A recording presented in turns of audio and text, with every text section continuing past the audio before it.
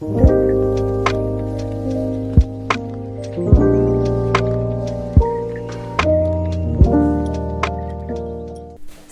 à tous and welcome back to my channel, j'espère que vous allez bien. Avant de commencer, je voulais quand même vous faire un petit mot par rapport au confinement et au coronavirus.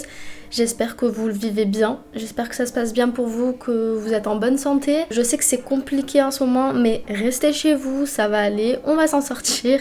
C'est juste une petite chose qu'on doit faire de notre côté pour que ça aille plus vite et pour qu'on puisse sortir de ce confinement et surtout du coronavirus. Prenez soin de vous et je vous fais des bisous et on commence. Alors aujourd'hui, comme vous avez pu le voir dans le titre, je pense que certains d'entre vous attendaient cette vidéo, je vais vous faire la suite de mes séries préférées. Et pour le coup, cette semaine, ça va être des séries Netflix. Bon, j'ai choisi 5 séries pour cette vidéo, mais ça a été super compliqué de choisir que 5 séries parce que autant les séries hors Netflix, j'en regarde énormément, mais ça allait pour faire le choix, c'était pas très compliqué.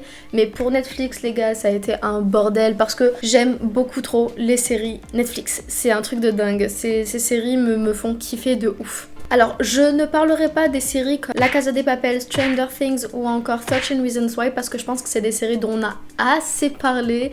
Je pense qu'il y a énormément de vidéos sur le sujet et même si c'est des séries que j'adore, j'en parlerai pas dans cette vidéo. Enfin bref, on commence tout de suite. Donc, la première série, c'est Sense8.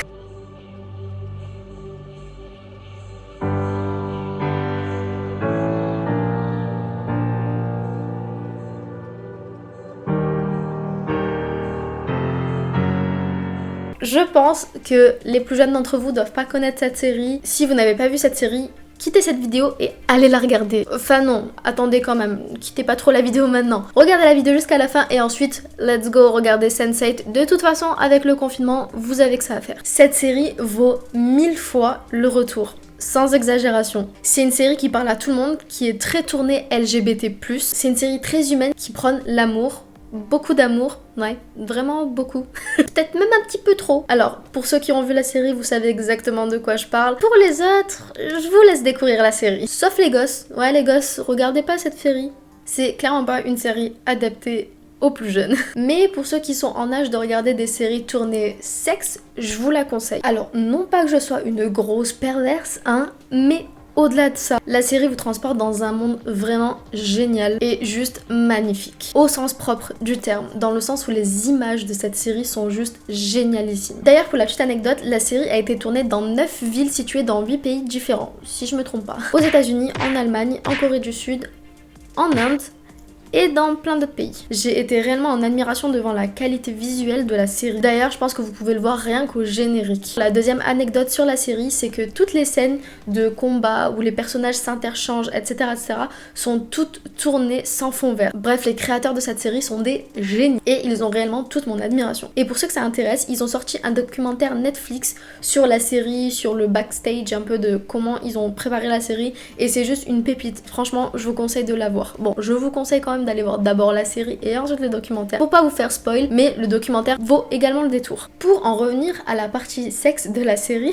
les scènes de celle-ci sont juste majestueuses. Je saurais pas comment décrire ça, c'est juste du pur art ce qu'ils ont fait avec ces scènes-là. La réalisation est juste super bien faite, on n'a pas l'impression de voir quelque chose de sale ou de mauvais ou de pervers là-dedans, mais ça reste quelque chose de très humain, de très beau à regarder. Alors, petit disclaimer quand même par rapport à la série, oui, on va voir énormément de parties génitales, d'orgies également, sans vouloir trop spoiler. Donc pour toutes les personnes qui sont un petit peu sensibles à ce niveau-là, qui n'ont pas l'habitude ou qui veulent juste pas regarder ces scènes-là, vous pouvez tout simplement regarder la série et dès que vous voyez une scène comme ça, juste passer la scène, même si je trouve que c'est quand même une scène à regarder, mais vous pouvez tout de même la passer, ça ne changera pas le fond de l'histoire. Même si pour moi je pense que c'est quand même des scènes qui sont primordiales et qui sont importantes à voir pour bien comprendre toute la série. Mais vous allez me dire, Sarah, de quoi parle cette série exactement? C'est l'histoire de 8 personnages dans 4 coins du monde qui se retrouvent liés par une connexion psychique. Ils peuvent donc se voir, s'entendre, se toucher, se ressentir sans jamais s'être réellement rencontrés. Au fur et à mesure des épisodes, ils apprennent à se connaître, à échanger et surtout à s'entraider dans les moments importants de leur vie. Mais très rapidement dans l'histoire, ils doivent faire face à une menace, un un organisme qui cherche à les éliminer. Du coup, pendant toute la série, on va voyager dans 8 pays différents et on va en apprendre un peu plus sur chaque personnage. Je trouve cette série assez géniale pour pouvoir parler de tolérance, d'acceptation d'autrui, de soi-même, du fait qu'on est tous égaux tout en étant très différents et que personne n'est plus ou moins important mais qu'on est tous au même niveau. On parle d'égalité, de féminisme, de couple gay selon les différentes sociétés de chaque pays parce que comme vous pouvez le savoir, selon le pays dans lequel on vit, la notion d'homosexualité est très compliqué à aborder. On va parler de polyamour, etc.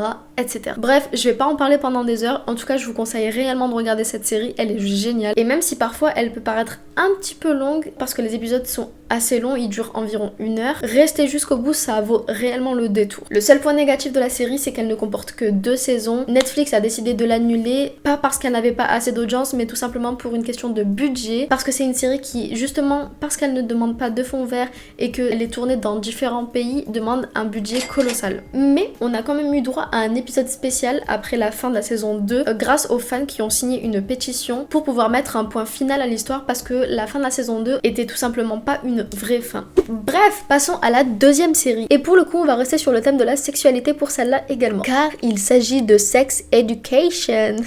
J'ai vu que tu faisais semblant de te masturber. Et je me demandais si tu avais envie qu'on en parle. Pour ceux qui ne connaissent pas, c'est une série qui parle d'adolescence et de leurs problèmes liés à leur sexualité. Sex Education, je pense qu'on avait un peu compris. Donc c'est une série qui va parler des questions que les jeunes peuvent avoir au niveau de leur corps ou de leur sexualité pendant leur adolescence. Cette série pour le coup a tout juste 1 an. C'est un petit peu le bébé de la sélection de cette vidéo, mais pas des moindres. Elle donne un petit peps aux séries teen qu'on a l'habitude de voir et qui sont vite lassantes, surtout pour les jeunes adultes. D'ailleurs, je trouve que c'est une série qui est pas forcément destinée qu'aux jeunes, mais aussi aux adultes, justement. Elle est destinée à toute personne ayant une sexualité ou pas d'ailleurs. Je trouve vraiment cette série hyper rafraîchissante et super cool à voir. Ce que j'ai le plus apprécié aussi, c'est le fait que les adolescents soient réellement représentatifs de ce que sont les jeunes aujourd'hui et pas une représentation caricaturée comme on a l'habitude de voir dans les séries américaines ou les films américains. Et du coup, grâce à ça, on arrive plus facilement à s'identifier aux personnages et à leurs problèmes. Pour vous résumer un peu l'histoire, c'est l'histoire d'un jeune qui s'appelle Otis, dont la mère est sexologue et qui a des problèmes de masturbation. Donc au fil des épisodes et par un pur hasard, celui-ci va finir par donner des conseils aux jeunes de son lycée sur leur sexualité et leurs problèmes de sexualité. Et ça, dû au fait qu'ils connaissent bien le sujet à cause ou grâce au métier de sa mère qui est, comme je vous l'ai dit, sexologue. Maeve, une élève de son lycée, voit Otis faire et se dit que c'est peut-être une opportunité pour gagner un petit peu d'argent et du coup va embrigader Otis pour monter un genre de cabinet de sexologue pour les jeunes dans le lycée. Donc à chaque épisode, on va un peu suivre les histoires de Otis dans son cabinet de sexologue, les jeunes qu'il va rencontrer et qui vont exposer leurs problèmes et on va voir comment Otis va réussir à régler leurs problèmes ou du moins à leur apporter une aide. On a une petite pointe d'humour dans la série que j'aime particulièrement et chaque problème est différent du précédent, ce qui peut être cool pour les jeunes qui regardent la série et qui ont peut-être un souci à un certain niveau et qui peuvent peut-être trouver une solution ou du moins une aide vis-à-vis de leurs problèmes. Et en plus de ça, ça fait passer le temps et ça apporte énormément de divertissement comme série. Donc je vous la conseille énormément. Surtout qu'on s'attache très vite aux personnages, il n'y a pas que des histoires de cul, évidemment il y a aussi des histoires d'amour, des histoires d'amitié, on peut aussi parler de féminisme, du slut-shaming, etc. etc. Du coup, je vous conseille réellement cette série. En troisième série, je vais vous parler de Lucifer.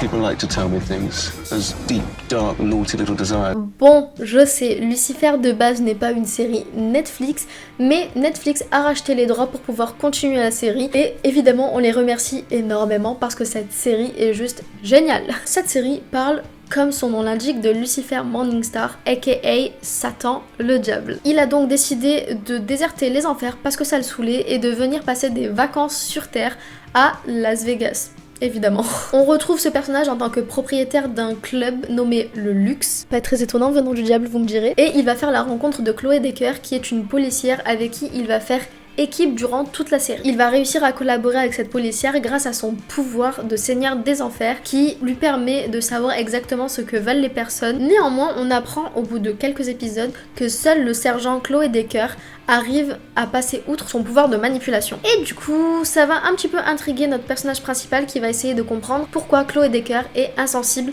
à sa manipulation. On va donc suivre l'histoire de ces deux protagonistes ainsi que plusieurs autres personnages comme l'ange Amenajel qui a été envoyé par Dieu pour pouvoir ramener Lucifer en enfer, ou encore le docteur Linda qui est une psychologue qui va suivre Lucifer. Bien évidemment, personne ne connaît la vraie nature de Lucifer hormis Amenajel, son frère, et même s'il en parle à tout le monde, personne ne veut le croire et tout le monde pense qu'il est juste un gros mégalomane. Je vous en dis pas plus et je vous laisse aller découvrir la série. C'est une série qui est un petit peu dans le même style que Mentalist ou les séries d'enquête, c'est-à-dire que chaque épisode il va y avoir une nouvelle enquête qu'ils vont devoir résoudre, mais en parallèle de ces enquêtes on va quand même suivre le bout de chemin de Chloé et de Lucifer pendant toute l'histoire. Du coup, si je devais donner un petit point négatif à cette série, c'est justement le fait que ce soit tous les épisodes une nouvelle enquête. Ça peut devenir très redondant et on peut des fois être un petit peu saoulé. Ce que je vous conseille de faire, et c'est d'ailleurs ce que je fais moi personnellement, c'est de passer 1 ou 2 épisodes pour voir la suite, et plus tard, si vous le voulez, vous pouvez toujours revenir sur ces épisodes pour vous dire que vous avez tout de même tout vu. Après, moi j'ai tendance à binge watcher les séries et peut-être qu'avec ce genre de série c'est pas ouf à faire parce que justement on finit par en avoir marre de toujours voir les mêmes choses. Je m'explique, les mêmes choses dans le sens où c'est des enquêtes en permanence avec des policiers, avec des meurtres, etc. etc. Donc voilà, si vous devez vous arrêter, regarder autre chose, revenir dessus 2 ou 3 jours plus tard, faites-le. De toute façon là vous avez du temps à perdre pour regarder plein de séries, mais en tout cas c'est quand même une série qui vaut le détour et l'histoire devient de plus en plus intéressante au fil des saisons. On continue avec la série Mindhunter.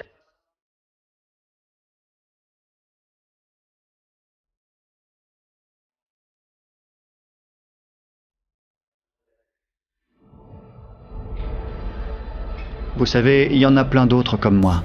Étant une ancienne étudiante en psychologie et une grande fan de tout ce qui est criminologie, tueur en série, cette série était clairement faite pour moi. Cette série parle de la création du profilage et de la psychologie criminologique au sein du FBI dans le département des sciences comportementales en 1977. 2 agents, Holden Ford, oui, et Bill Tench, je lis mes notes, sinon j'y arriverai pas, qui vont commencer à s'entretenir avec plusieurs tueurs en série et ils vont tenter de cerner la personnalité de ces criminels et de savoir pourquoi ils en sont venus à commettre ces crimes. Ils vont récupérer le maximum de connaissances nécessaires à la résolution des crimes. Ce que j'ai trouvé juste génial dans cette série, c'est qu'ils ont mis en place des interrogatoires avec des personnages qui sont tirés de faits réels et de personnages réels. À commencer par Ed Kemper. Pour ceux qui ne connaissent pas Ed Kemper, c'était un tueur en série nécrophile qui avait tué énormément de femmes dont sa mère, avant de se rendre volontairement aux flics parce qu'il en avait marre que personne n'arrivait à le choper.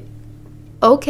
On retrouve également Dennis Rader, surnommé BTX, ou encore Jerry Brudos ainsi que Charles Manson. Le plus fou dans tout ça, c'est le choix des acteurs pour interpréter ces personnages. Franchement, je vous mettrai des photos là, sûrement, pour vous montrer à quel point les acteurs et les personnages dont on parle se ressemblent énormément. Je sais pas vous, mais moi je trouve que la ressemblance est juste dingue. J'ai adoré regarder cette série et surtout les scènes d'interrogatoire, ils sont hyper enrichissants, hyper intéressants à regarder. Surtout que pour la plupart, ils ont utilisé des vrais interrogatoires avec les vraies paroles de ces tueurs en série qu'ils ont mis dans la série. Si j'arrive à en trouver, je vous mettrai sûrement un extrait ici.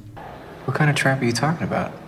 And one of those was talking about those crimes too much to people, initiating conversations about that. The classic is talking too much about the crimes, over interest. You have to remain casual. It would be a guess. But I'd say right now, Far more than 35. in North America, more than 35. 35? Well, I'm not an expert. Well, hold on, I'm not an expert, I'm not Not an an authority. La vidéo est en anglais, donc je vous laisserai la traduire si vous en avez envie. Moi, j'ai clairement la flemme. Et pour terminer, je vais vous parler de la dernière série de cette liste qui est The Witcher. J'ai entendu maintes histoires sur ton espèce, sorceleur. Tu es un mutant. Alors oui, je sais, beaucoup d'entre vous en ont parlé quand elle est sortie. Là, en ce moment, quasiment plus personne n'en parle. Du coup, j'en profite pour en parler maintenant. Voilà. Du coup, je connaissais absolument pas l'univers de The Witcher avant de regarder la série. Je connaissais pas les jeux vidéo, je connaissais pas les bouquins. J'ai vraiment découvert ça avec la série parce que mon chéri voulait absolument la regarder. Tout simplement parce que lui, il a joué aux jeux vidéo. Il a adoré ce monde-là. Du coup, je me suis dit pourquoi pas. Et de base, cette série, je me suis dit que ça pouvait être une série qui me correspondait étant donné que j'aimais beaucoup ce genre de série comme par exemple Game of Thrones. Et bah clairement, j'ai adoré. Même si, comment vous dire, la série, quand on connaît connaît pas l'histoire, quand on n'a pas lu les livres ou qu'on n'a pas joué aux jeux vidéo, c'est assez compliqué pour les gens qui n'étaient pas fans de base de rentrer dans l'histoire, dans l'intrigue et de réellement comprendre. Surtout le fait qu'ils ont fait une genre de temporalité, passé, présent, passé du passé, c'était assez casse-tête. Au tout début en tout cas moi j'avais pas du tout compris que c'était comme ça. J'ai compris ça au fil des épisodes en me disant mais attends, du coup si ça c'est comme ça et ça c'est comme ça, c'est qu'en fait c'était pas dans ce même moment. No. Du coup c'était un peu compliqué au début mais au final on s'y fait très très vite et du coup j'ai adoré la regarder réellement. Les scènes de combat sont super bien réalisées, il y a une chorégraphie derrière ça et je trouve ça super bien fait. J'ai beaucoup aimé le fait que tout tourne autour du destin. J'ai eu un peu du mal aussi à comprendre au début ce que représentait le destin dans la série et c'est vraiment au fil des épisodes qu'on comprend ça. Évidemment pour ceux qui sont fans, qui ont lu les bouquins, qui ont joué aux jeux vidéo, ils ont tout de suite compris, ils savaient déjà de quoi ça parlait. Mais moi en tant que petite nouvelle dans le monde de The Witcher, j'ai eu un petit peu du temps pour comprendre, mais au final j'ai compris ça et c'est super original et voilà. Pour le coup je trouve que la saison 1 a été un peu trop courte, mais de ce que j'ai compris il va y avoir énormément d'autres saisons après parce que c'est une série je pense qui va énormément marcher, qui d'ailleurs la saison 1 a énormément marché, même si voilà il y a eu quelques petits défauts que les réalisateurs ont pu avoir. La série parle de sorceleurs, de mages, de monstres, d'elfes et d'autres créatures qui se battent entre elles pour survivre et prospérer. Pour ceux qui ne savent pas de quoi parle l'histoire, il s'agit de l'histoire de Geralt de Rive, oui je dis Geralt et pas Gérald les gars, faut arrêter, c'est horrible à dire en français, qui est un chasseur entraîné pour tuer les monstres depuis son plus jeune âge. C'est l'histoire également de Yennefer de Wengerberg, je n'arrive jamais à prononcer ce mot, qui est une mage super puissante et donc de Ciri, le troisième personnage, qui est la princesse de Cintra. Moi honnêtement j'y connais pas encore grand chose aux différentes villes, aux différentes contrées, je me suis très vite perdue au niveau de Cintra, machin bidule chouette, mais en tout cas voilà, pour ceux qui connaissent vous connaissez, ceux qui ne connaissent pas, on s'en fout un peu, c'est des détails pour l'instant, c'est un peu comme Game of Thrones, vous allez finir par comprendre petit à petit les différentes contrées, les différentes familles, les différentes factions. Je me suis pris dans Divergente là. Enfin bref, vous m'avez comprise. On va donc suivre l'histoire de ces trois personnages dans des espaces-temps différents pour pouvoir en apprendre plus sur chacun d'entre eux. Je vais pas m'aventurer sur une grande explication sur la série parce que même si j'ai adoré regarder la série, je ne suis qu'une novice et j'ai pas envie de dire n'importe quoi sur la série parce que je connais pas tant que ça, j'ai beaucoup aimé la regarder, etc. Et je pense qu'il me faudrait clairement un deuxième visionnage pour mieux comprendre l'histoire. D'ailleurs, c'est quelque chose que je vais faire très rapidement, je pense, quand j'aurai fini toutes les séries que j'ai regardées, donc dans longtemps je pense. Mais en tout cas avant que la saison 2 sorte, je pense que je vais encore regarder la série pour mieux la comprendre. Pour ce qui est des personnages, j'ai beaucoup aimé le personnage de Geralt, mais aussi celui de Jaskier parce qu'il est super chou, il est super drôle. J'aime bien la façon qu'il a de chanter sans que ça fasse comédie musicale. Après la série, je vous jure que j'ai eu la chanson Coin, je sais pas quoi là, dans la tête pendant des jours et des jours, je n'en pouvais plus. Je me levais le matin, je l'avais dans la tête, je dormais, je l'avais dans la tête, c'était insupportable. Ça va, aujourd'hui je le vis bien, je l'ai plus dans la tête, j'ai d'autres chansons à la con dans la tête. Qui sait, peut-être que en parlant de cette série et en remettant des images ou des extraits, je finirai par le re-avoir dans la tête. Toss a coin to your witcher, oh valley of plenty. Come here. Yeah.